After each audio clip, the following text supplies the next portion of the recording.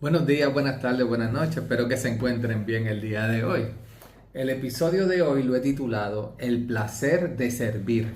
El placer de servir. Escuchando una predicación de Otoniel Font, él habló de varios siervos. Y la predicación la encontré bastante interesante y cogí unos ejemplos pequeños. Él discutió muchos más, pero yo cogí unos ejemplos pequeños para realizar este episodio. Y vamos a comenzar con el texto Filipenses 2 del 6 al 7. Y estoy utilizando la versión traducción de lengua actual. Y dice, aunque Cristo siempre fue igual a Dios, no insistió en esa igualdad.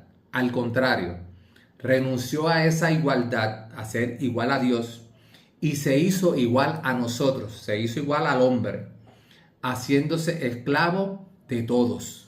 ¿Okay? Así que el Señor vino con una misión de servir a nosotros. Dejó el poder de ser igual a Dios y vino a la tierra, se hizo hombre igual a nosotros para servir. Y eso nos da un ejemplo bien grande, que Él no vino a creerse el más chabón, Él vino a servir. Y vamos a hablar de varias personas que dieron servicio para el bien de otras personas. Vamos a empezar con 2 Samuel 4:8, 4:4. 2 Samuel 4:4.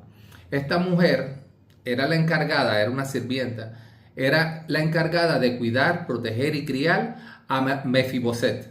Cuando Saúl y Jonatán murieron en batalla, ella actuó con urgencia para salvar la vida, porque en ese tiempo era común eliminar a los descendientes del rey anterior.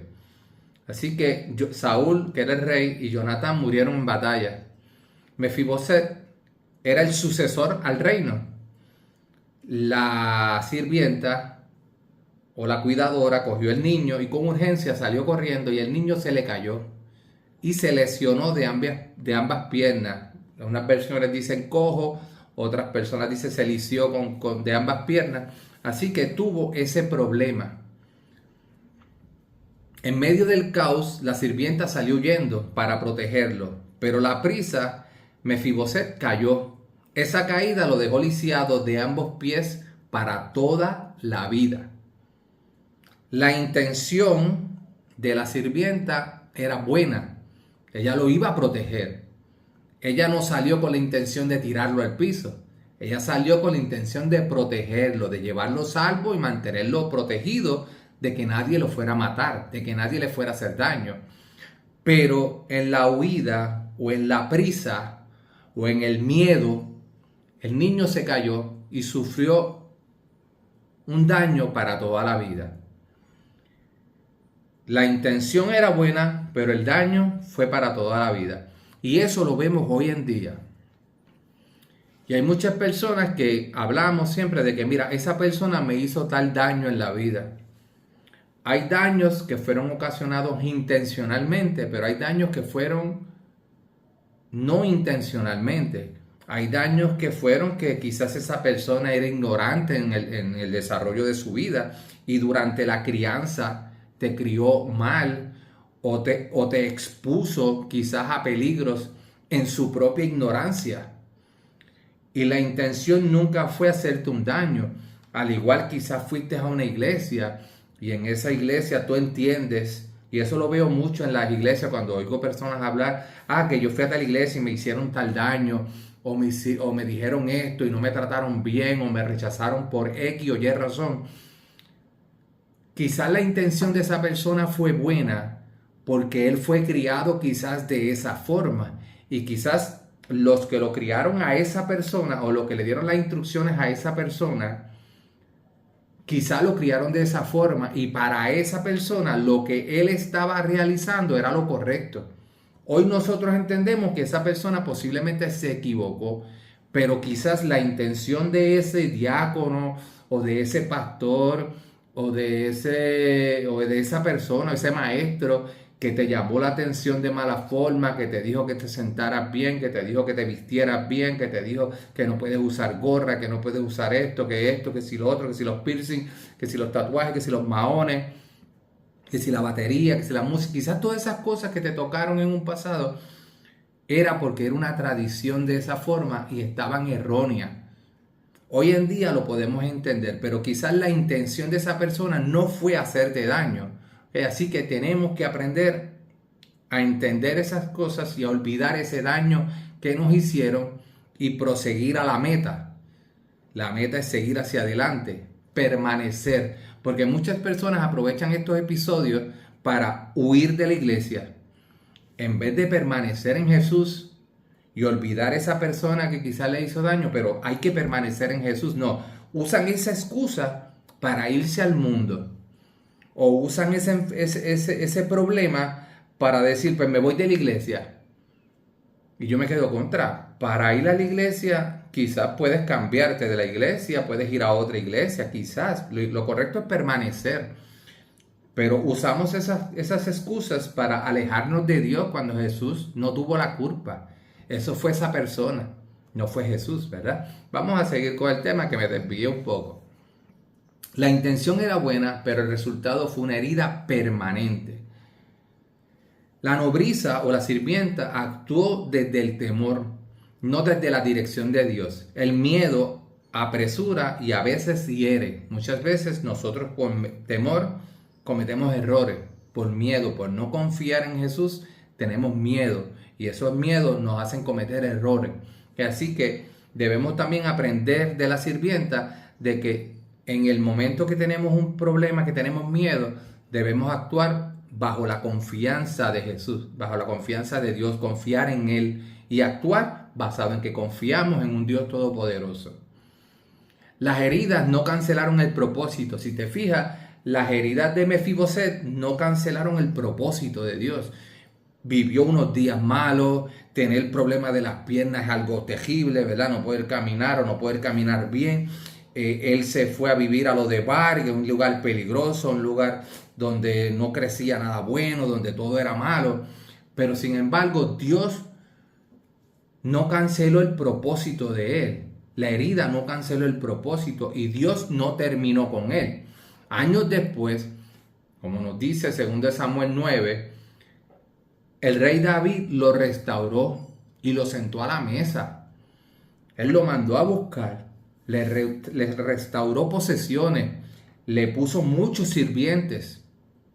No le curó el problema de las piernas, no le sanó las piernas, pero le restauró todo lo que tenía, le dio propiedades, le dio terreno, le dio sirvientes para que trabajaran para él. Así que prácticamente le dio una empresa productiva. Y lo mejor de todo es que comía en la mesa del rey. Así que no importa la herida que te hicieron en un pasado, permanece y Dios te va a restaurar todo. ¿Okay?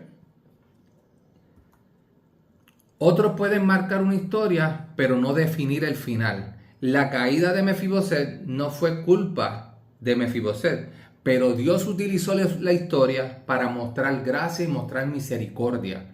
Así que nosotros, quizás hay personas que sufrieron heridas y se alejaron, pero nosotros, a través de Dios, ¿verdad?, podemos mostrar misericordia con esas personas y atraerlos nuevamente a la iglesia.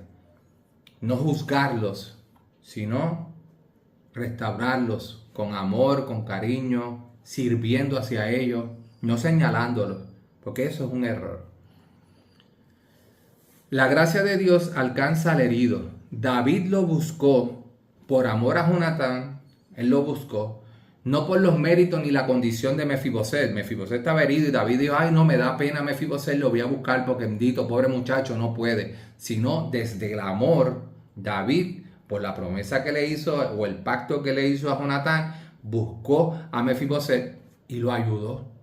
Así que el contraste interesante, la sierva hirió a Mefiboset sin querer, fue un daño sin querer, pero David lo restauró intencionalmente.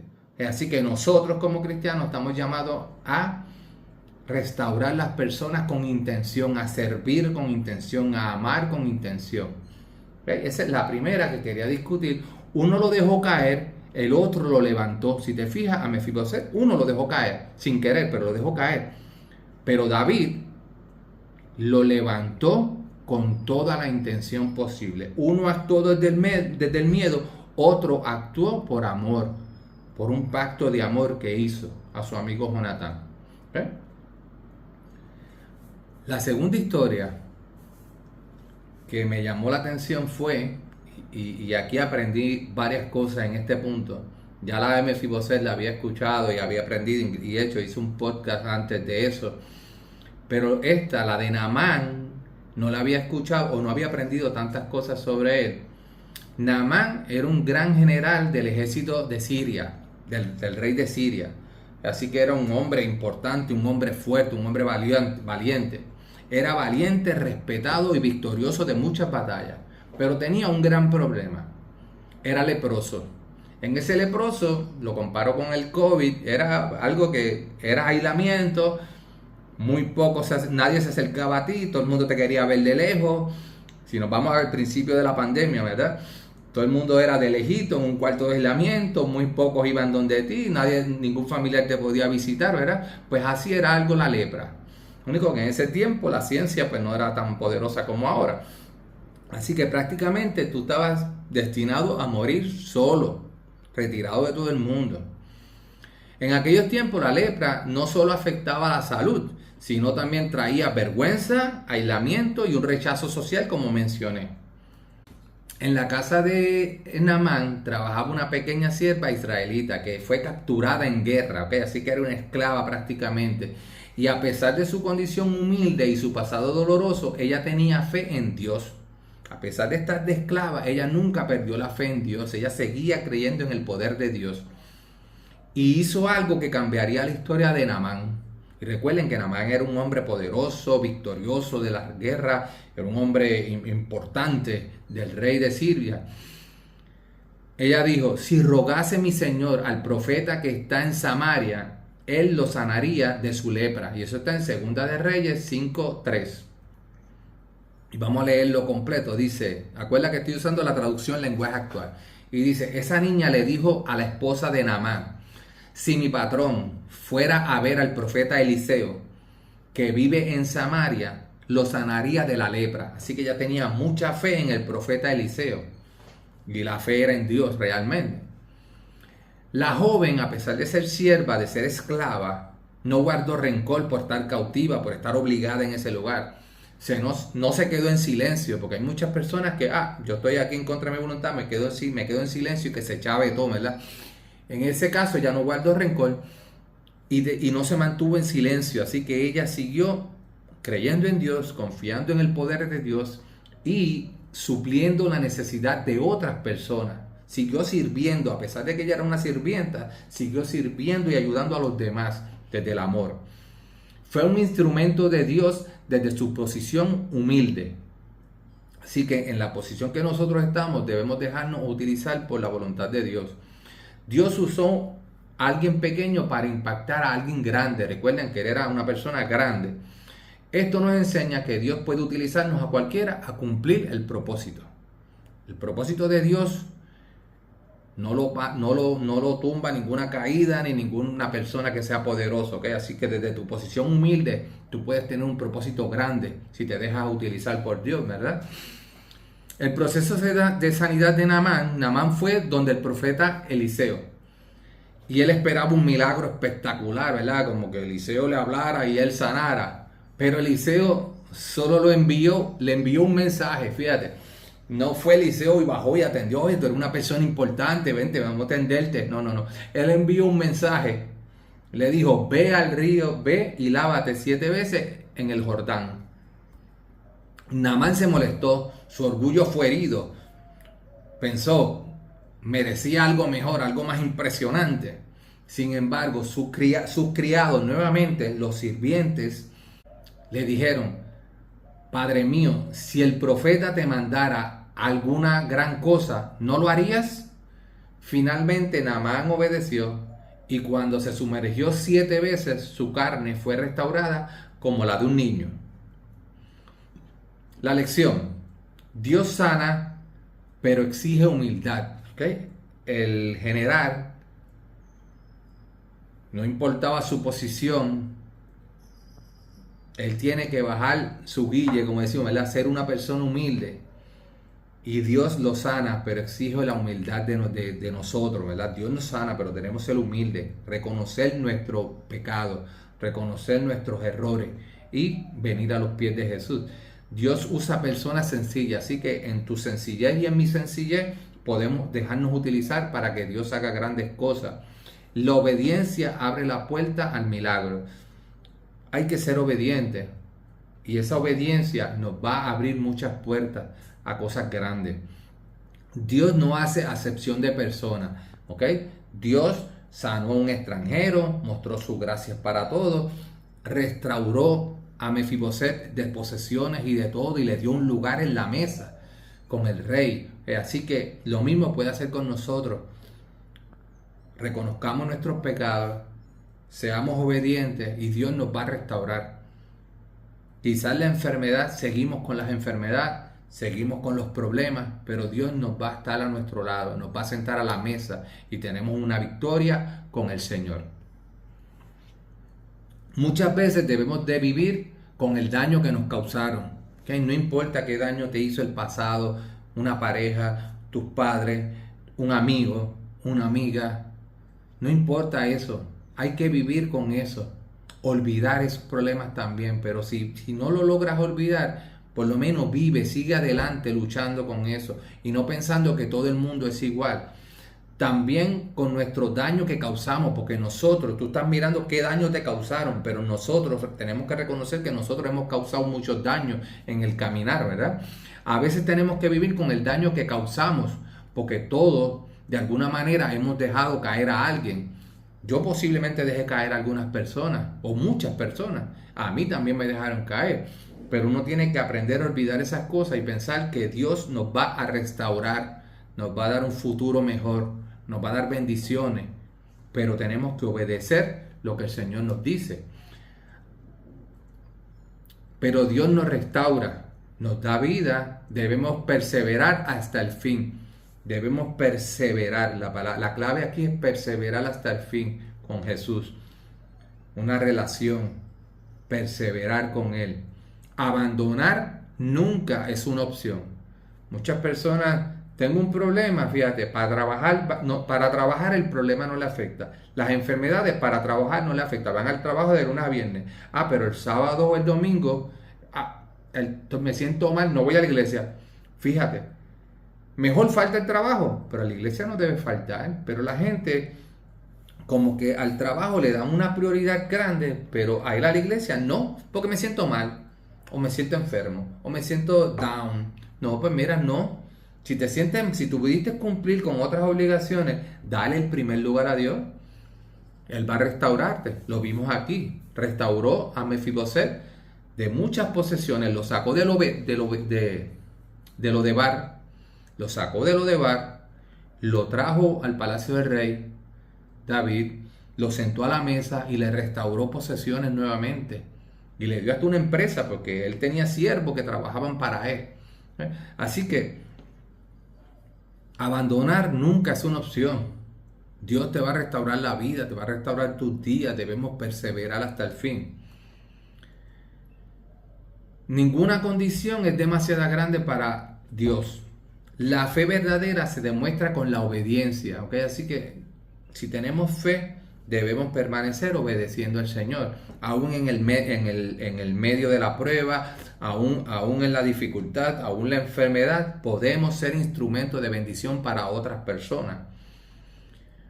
Marcos, para terminar, Marcos 10:45 dice, porque el Hijo del Hombre no vino para ser servido, sino para servir y para dar su vida en rescate de muchos. Así que el Señor vino para servir y vino para salvarte. Solo nos queda a nosotros reconocer que Él es nuestro Salvador personal, arreglar nuestra vida con Dios, buscarle día a día como primera opción, mantener esa relación y perseverar hasta el fin. Y como siervos, darle lo mejor a todo el mundo que nos rodea, para cuando Él venga podamos ir junto con Él, ¿ok? Así que buenos días, buenas tardes, buenas noches, Dios les bendiga.